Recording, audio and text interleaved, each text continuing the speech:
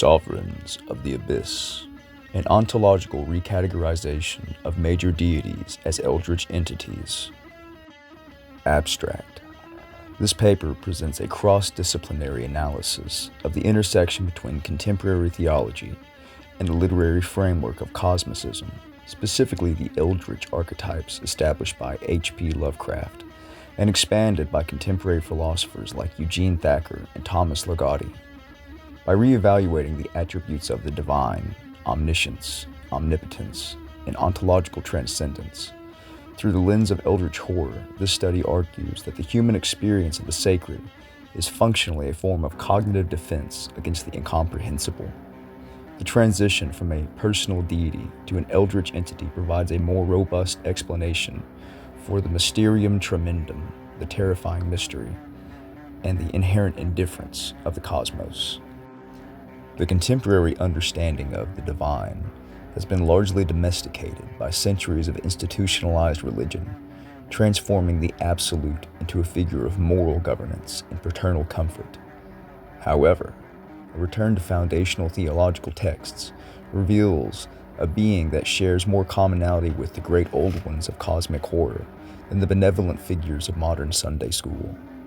By restating the gods of major world religions as eldritch entities, beings defined by non-Euclidean logic, vast antiquity, and psychological lethality, we can more accurately map the human psyche's response to the infinite.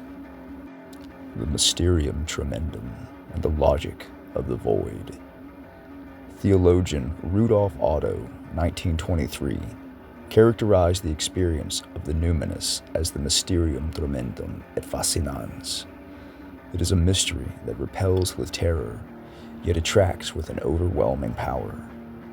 Otto's wholly other refers to a being that exists entirely outside the sphere of human comprehension, biological necessity, or linguistic definition. In eldritch horror, this is the core of the protagonist's descent into madness. The horror is not derived from evil in a moral sense, but from the realization that the entity, whether it be Azathoth or the god of Job, operates on a scale where human suffering is statistically insignificant. When the Abrahamic God speaks from the whirlwind, Job 38 through 41, the response to human suffering is not a moral justification, but a terrifying inventory of cosmic power. This divine indifference mirrors the cosmicist realization that the universe is not hostile, but profoundly, terrifyingly neutral. Angels, and the physiology of the incomprehensible. Modern iconography often depicts divine messengers, angels, as winged humans. However, the biblical descriptions of the higher orders, the seraphim, cherubim, and ophanim, align perfectly with eldritch physiologies. The ophanim, or wheels within wheels covered in eyes, Ezekiel 1:15 through 21, represents a breakdown of Euclidean geometry. They are multidimensional entities that defy anatomical logic. The repeated command of "fear not" during angelic visitations suggests that the visual presence of the divine is inherently traumatic to the human nervous system. In Lovecraftian terms, these are the Shoggoth tier entities whose visual data exceeds the processing power of the human occipital lobe. The divine light, often cited in mysticism, can be restated as high-energy radiation or sensory overload that results in enlightenment, only because it has burned away the ego's ability to maintain a coherent self-narrative. Ligotti, 2010. The Dharmic Absolute as entropic intelligence. In the Dharmic traditions, specifically within the concept of Brahman or the Sunyata void of Buddhism, the Godhead is not a person, but the totality of existence. When restated as an eldritch entity, Brahman becomes a biological superintelligence spanning all dimensions. The cycle of samsara, endless rebirth, is the ultimate eldritch trap. It is a biological machine of infinite duration and zero escape. Shiva, in his aspect as Mahakala, great time, is the personification of entropy. Shiva is not angry. He is the literal vibration of the universe reaching its heat death. The ritualistic attempt to achieve moksha, liberation, is effectively a plea for the dissolution of the individual into the great dark, emerging with the infinite that mirrors the psychological surrender seen in the Acolytes of the Void, Aliade, 1958. Revelation as psychological rupture. Theological revelation is frequently described as a shattering event.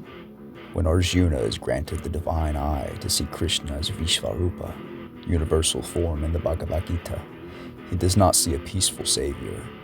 He sees a multi-armed horror swallowing worlds, with teeth that crush kings and eyes that burn with the fire of 1,000 suns. Arjuna's plea for Krishna to return to his human form is a plea for the return to the delusion, the domestication of the entity into a shape the mind can hold without fracturing. This highlights the eldritch defense mechanism. Humanity creates personal gods as a way to filter the raw, blinding reality of a multidimensional intelligence that would otherwise result in total catatonia or cognitive collapse. Young, 1952, 2010. Conclusion: the restoration of awe.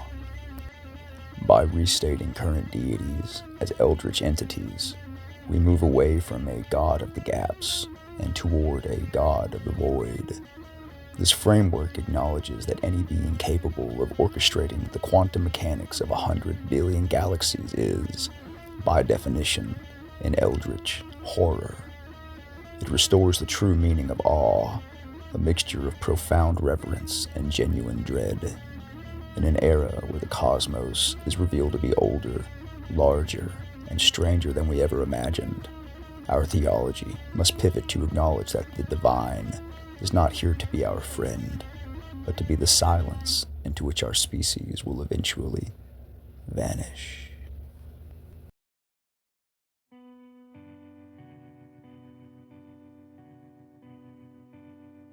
Sources: Eliade, M. 1958.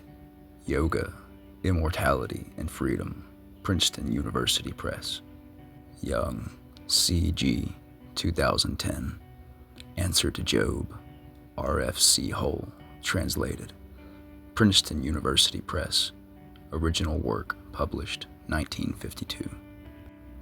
Kierkegaard, S. 1983. Fear and Trembling, H.V. Hong and E.H. Hong, translators. Princeton University Press. Original work published 1843. Ligotti, T. 2010. The Conspiracy Against the Human Race, A Contrivance of Horror, Hippocampus Press. Otto, R. 1923.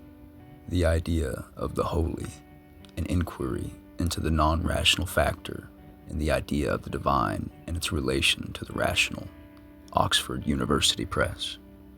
Thacker, E. 2011. In the Dust of This Planet, Horror and Philosophy, Volume 1, 0 books. Tyson, D. 2002. The Dream World of H.P. Lovecraft, His Life, His Demons, His Universe, Llewellyn Publications.